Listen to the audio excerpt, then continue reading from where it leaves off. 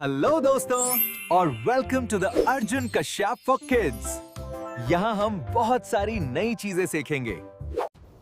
तो स्वागत है आप सभी का आत्माओं की दुनिया में। यहाँ डर के साथ साथ खौफ का भी माहौल है। शादी के 1 साल बाद मीरा और समीर दोनों शहर शिफ्ट हो जाते हैं। समीर वहाँ नौकरी करता है और दोनों वहाँ पे पति पत्नी खुशी से अपना जीवन बिताते हैं।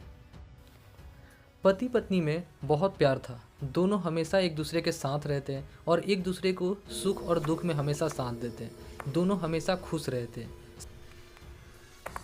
एक समय की बात है, गांव से समीर की दादी उससे मिलने के लिए आती है। वो अपने साथ में एक पुश्तैनी हार लेकर आती है जो पायल होती है और वो अपनी बहू को यानी मीरा को दे देती है और अपनी बहू से कहती है कि पहन के दिखाने के लिए।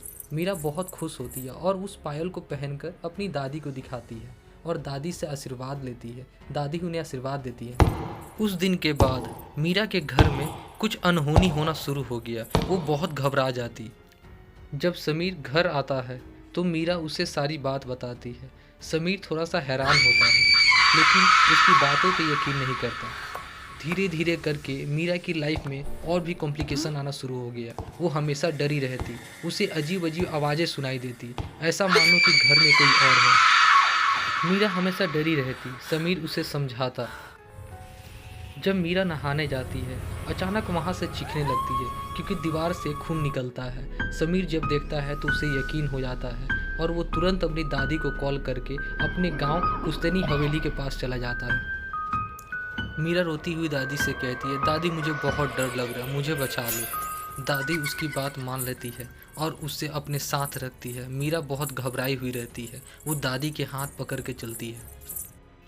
फिर मीरा और समीर दोनों सो जाते हैं और वो आत्मा उनका पीछा अभी भी नहीं छोड़ती है। वो वहाँ पे भी आ जाती है। अचानक मीरा रात को उठकर अपने कमरे से बाहर चली जाती है जहाँ एक दरवाज़ा बंद था और वहीं पे चली जाती है। ये बात समीर को पता भी नहीं था। सुबह जब आंखें खुलती है तो समीर देखता है कि वो दूसरी तरफ वो नीचे गिरी हुई है। समीर उसे उठाने की कोशिश करता है लेकिन वो उठती नहीं है। वो बहुत घबरा जाता है। दादी ये सब देखकर रोने लगती है कि मुझसे बहुत बड़ी भूल हो गई, मुझे वो पायल नहीं देनी चाहिए थी। तभी वहाँ हवेली के पुरोहित आते हैं। वो मीरा को देखकर समझ जाते हैं। उस पर वो गंगा जल छिड़कते हैं जिससे मीरा जोर जोर से चीखने लगती है और समीर को मारने की कोशिश करती है। समीर कैसे भी करके मीरा की पायल निकाल लेता है। जैसे ही वो पायल निकालता है मीरा बेहोश हो जाती है। पुरोहित के कहने पे समीर पायल को कुएं में फेंक देता है। जैसे ही वो कुएं में पायल को फेंकता है मीरा होश में आ जाती है। वो उसे उठाता है और इस तरीके से उस आत्मा से छुटकारा पाता है। Thank you for watching and see you next time on the Arjun Kashyap for Kids.